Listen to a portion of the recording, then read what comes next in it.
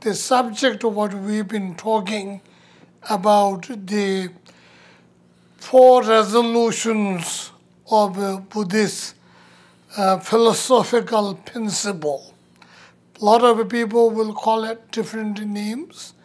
Normally, in Tibetan, it's called a Chögye Domshi.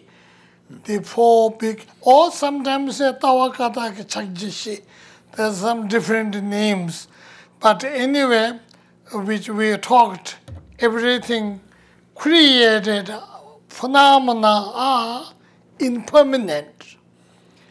And I explained that already and remind you once again. It doesn't mean down the road somewhere it's going to be go anywhere, so it is impermanent. That is gross impermanent. The true impermanent in the sense, the moment the things are created, in his own nature, the mechanism of destruction of itself is already attached and functioning. And that's why the definition of impermanent is Gejima, or second. So every second it changes and it does that way. So this is just, so anyway, when we are talking about this, the mountain, the death on the mountain, or Li Kangyok, and all of those are the impermanent, the gross impermanent. And then the contamination, every everything contaminated are suffering. There are philosophical meanings and the definitions. However, my explanation is, as long as your mind is not pure, as long as your mind is not pure, it brings the suffering. It is suffering. Sakje, though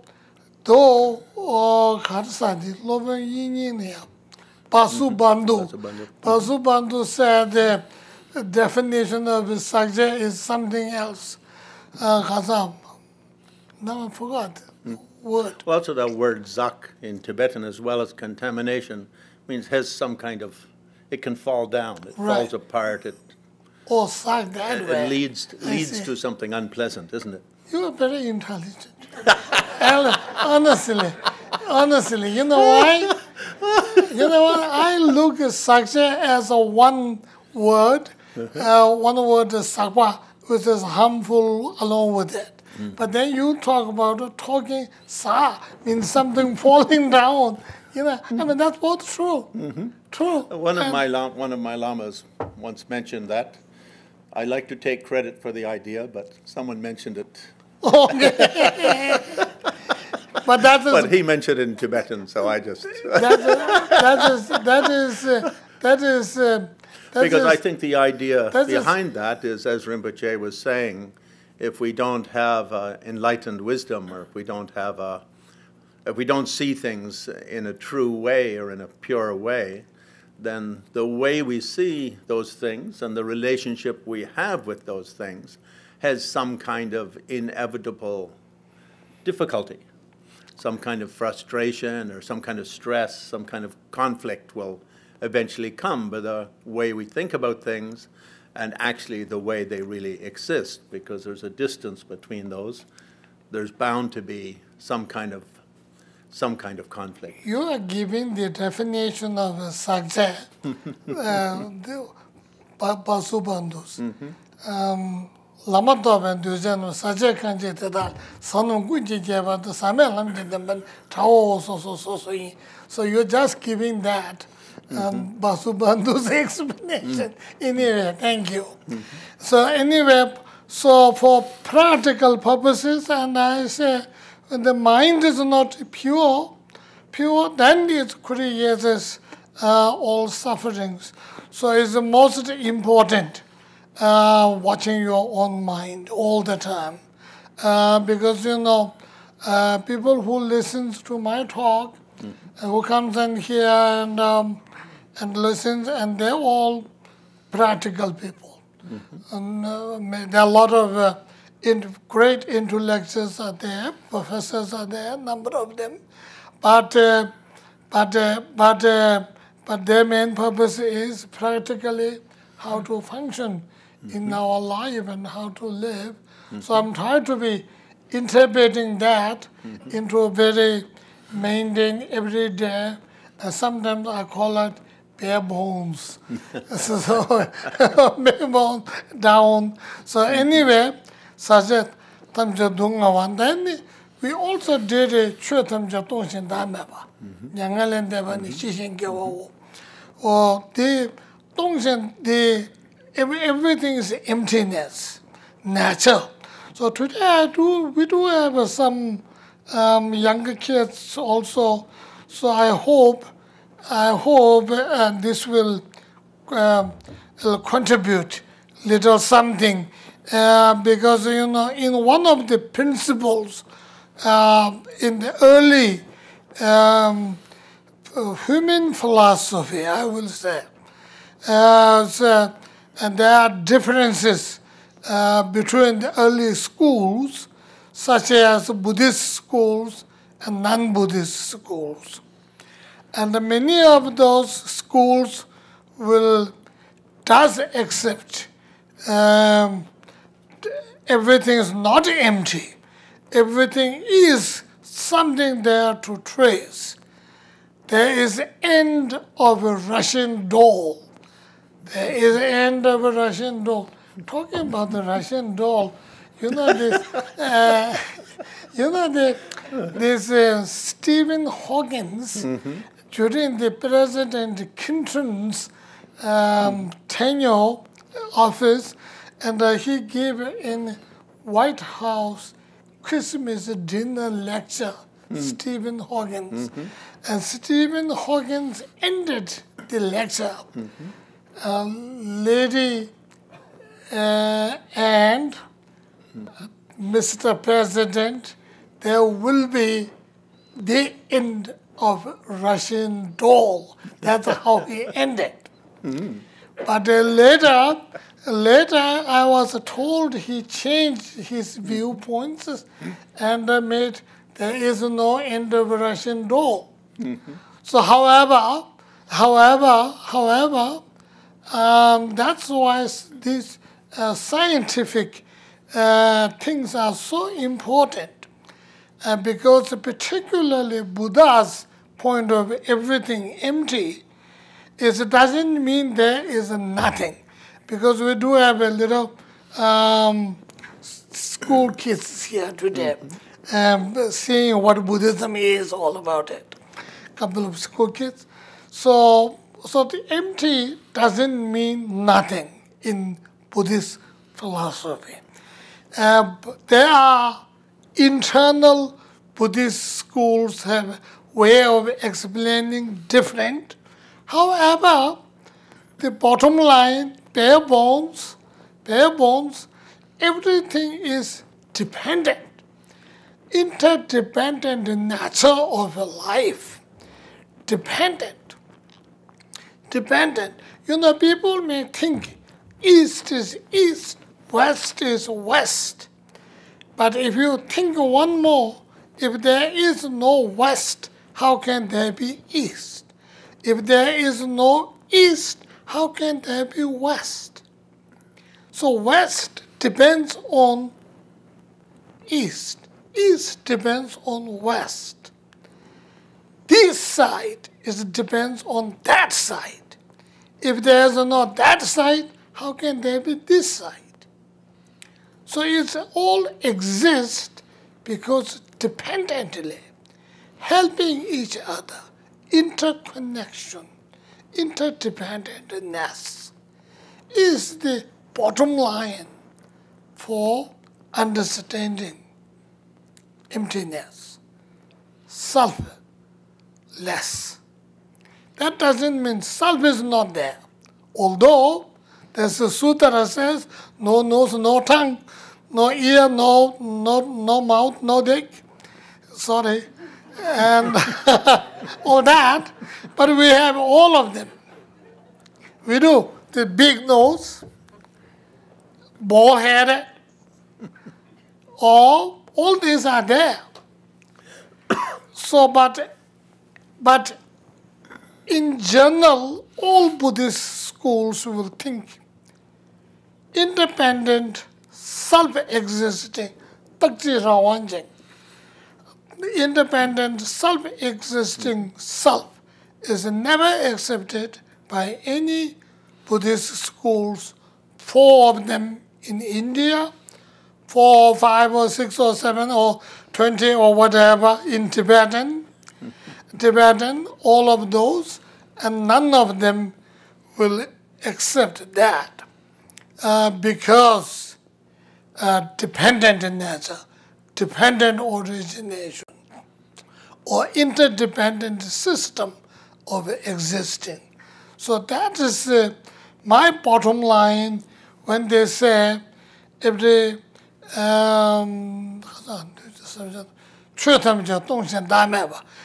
phenomena is empty and selfless. And that is my meaning. And then the last one is nirvana is peace. What does that mean, honestly? I did talk to you a little bit, because there will be a time to be pure for everybody. Everybody will have time and chance to be pure, because impurity in ourselves are, again, it is a natural of destruction, a natural of exhaustion. It's going to finish it one day. No matter how long it may take, to some people may take a couple of eons. To some people it may take a couple of years. To some people it may simply take a couple of lives. So whatever may be, because mind, pure part of the mind will be separating from the impure. Impure things are naturally faulty, so it will naturally go down. That is why nirvana, peace, means that. It's not there's a place called nirvana, it's just jump from there and then I'm in the peace. I don't think in that way. Though many of us will think in that way, we'll talk about pure land and we talk about it and all of those, but that's not the point. I think the really, and that is how I've been talking about it. So I just wanted to introduce you. Well, the introduction is almost too long in between. So, and also, the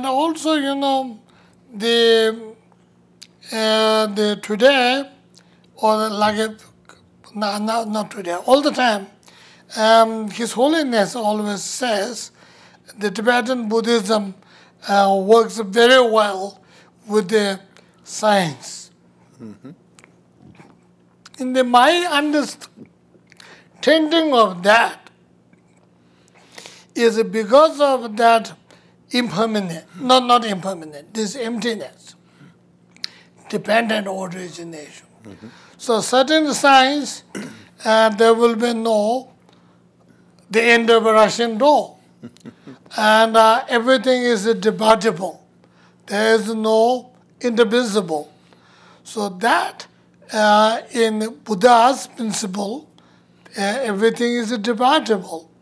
No matter how subtle, how small it may be, it never touches the West.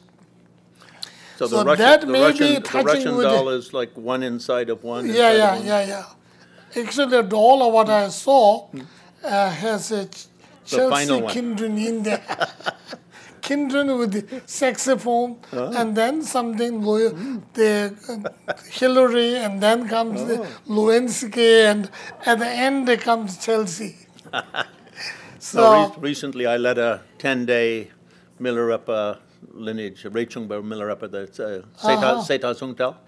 And they had one of those sets of Russian dolls in the retreat house with 9, one inside of the other. Wow. Good emptiness meditation. Good.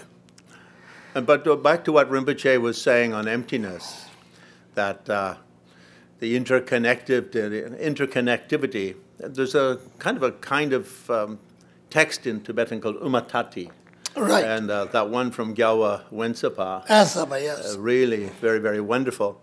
And the second Dalai Lama speaking about it, he mentions, when we talk about emptiness, we can become philosophical.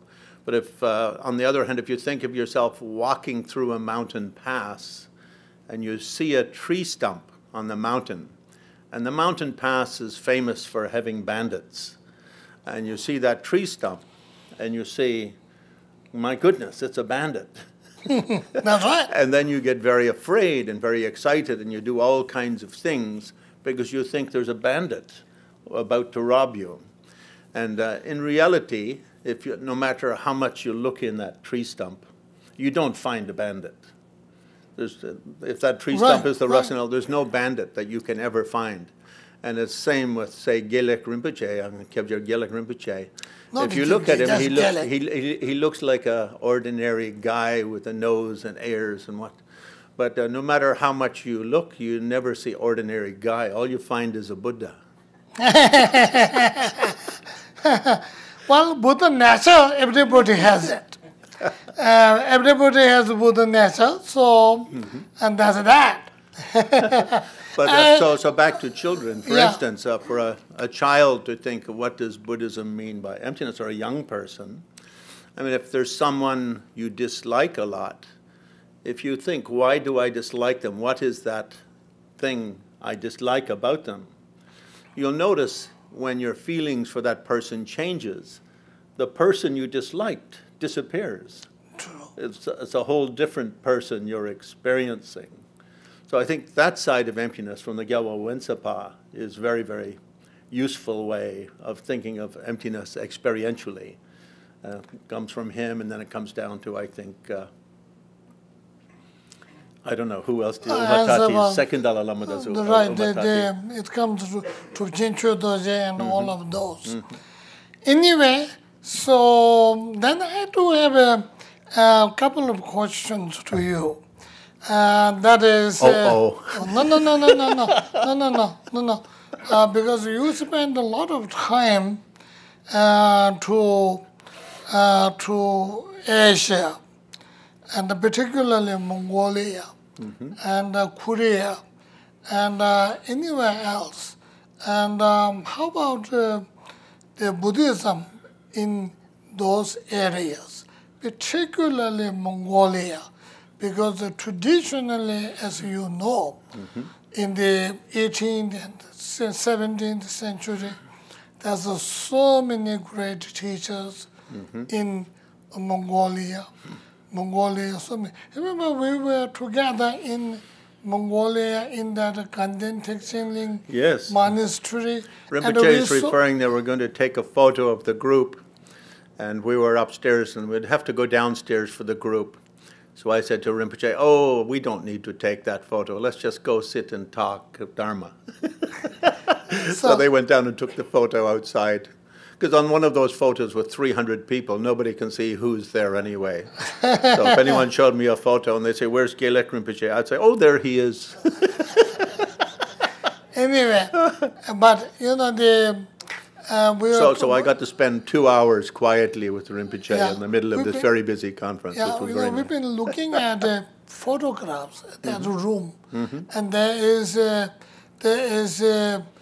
Bhakta Lama, Jizundamba, Khalka Halka Jizundamba, and then one of those Kanden Tibas of a Mongolian, and a couple of them, but plus that, there's so many great scholars in that period, 16th, 17th century period, and they have contributed tremendously in the Buddhist literature.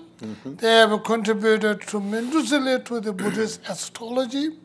they have contributed tremendously in practice, like a Lamrim Lodong type, and they have contributed tremendously to the philosophy too. And to really, some of them are even more clear and better than real old Tibetan texts, because they don't speak Tibetan. And that's why they have to come down the language where people can understand. So it's contributed tremendous. But then, of course, the communism came. Right. The Russian Revolution affected. And everything is destroyed, as the history does all the time, even in India. In India. Yeah. And in Tibet, and all of those, and that happened, and then they redeveloped. So then now, how is it? And can you tell me a little more? Sure. Because our audience will definitely like to know that. I think most people who think about Mongolia, they think about Genghis Khan and sort of the great military history or whatever. And they think about wild horses and these kind of aspects of Mongolia. But as Rinpoche mentioned, it has one of the great Buddhist histories of Asia. In about 1230 or so, Kublai Khan, or Kublai Khan as we call him in the West, Kublai Khan, the grandson of Genghis Khan, made Tibetan language the official intellectual language of all of not only Mongolia, but all of his empire. And from that time until today, Tibetan language, as you noticed in Ganden, all the chanting is done in a strangely pronounced form of Tibetan. Right. Because it's a little bit, the Mongolians, when they read and chant in Tibetan, it's a little bit like listening to, I don't know, Brooklynites speak English, if anyone's from Brooklyn, or knows people who speak with a pure Brooklyn accent. That's a very unique way of speaking. But anyway, they've used Tibetan script since that time as their intellectual script. And they had what they call the standing script, which is really kind of a dribbling script written from top down as the kind of government script and secular script. So they used those two from that time until today.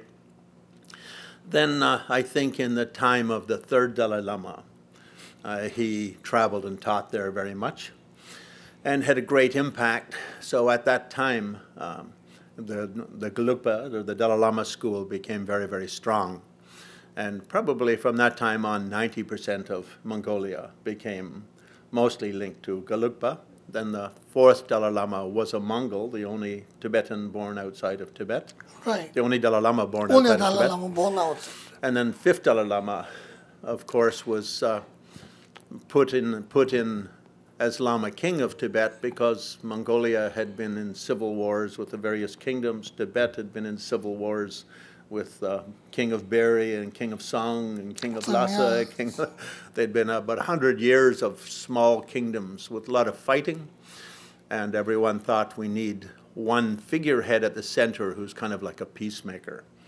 And so they put in the fifth Dalai Lama, and he was kind of from that time officially the spiritual head very much of all of Tibet and all of the Mongol territories, including Manchu Mongol, or the so-called Manchu kingdoms, and the Zungar kingdoms, the Halk kingdoms, the Buryat kingdoms. And the Panchen Lama at that time, who I think, this is not researched very well, and I'm sure you know, you are a treasure trove of knowledge on it, Rinpoche, but a lot of the Gelugpa tulkus basically come from the first Panchen Lama's time, when he kind of instructs people. Now you have to set up a reincarnation lineage and come back, and you will be sort of the representative of Dharma in your valley, and you have to maintain this tradition with, as for future lives. So then he gave such a command to Kalka Jetsun Dampa, the first sort of the equivalent of the Dalai Lama of Mongolia. So when he died, they had to look for a reincarnation because the first Panchen Lama had commanded that, and the fifth Dalai Lama had certified it. So from that time on, the Lama kings, if you will, of Mongolia were incarnations of Jetsun They Dhamma. call it Bok Lama. Bok Lama. Bok Lama. And the first one they call Undergegen, Undergegen. Yeah. which means sort of like the tall guy, because he was very, very tall and very handsome, so they just called him the tall guy. But like the fourth Dalai Lama, he was descended from Genghis Khan as well. Yeah.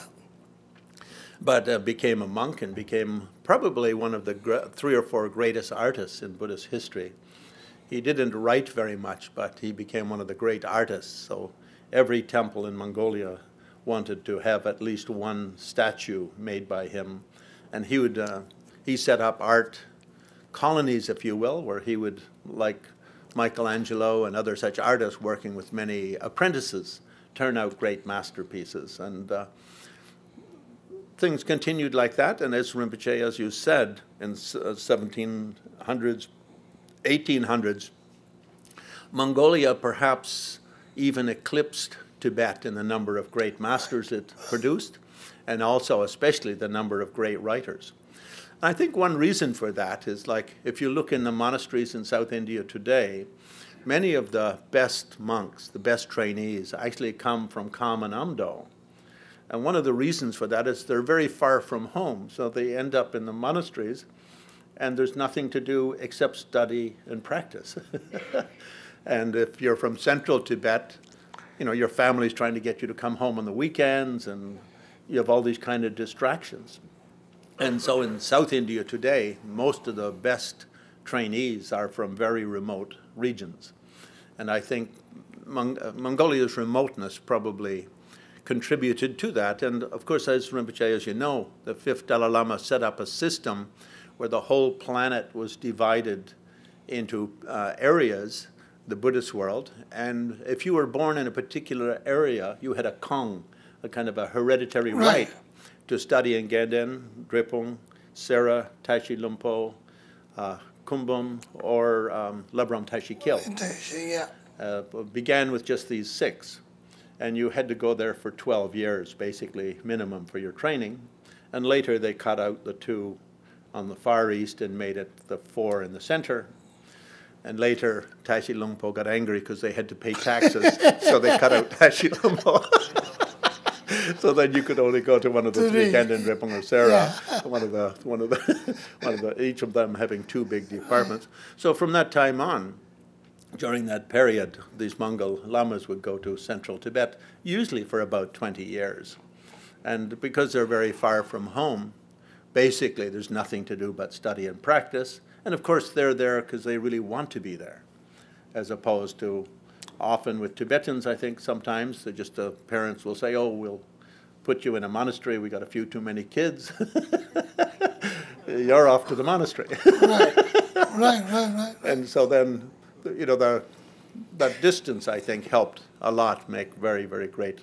But as Rinpoche, as you mentioned, communism, Russian communism swept over Mongolia in the 1920s. And so Mongolia was the first country to become communist after Soviet Union, after Russia. They didn't plan it that way. Basically, when the Manchu rule of China ended in 1911, that created a problem for Tibet and for Mongolia. Right.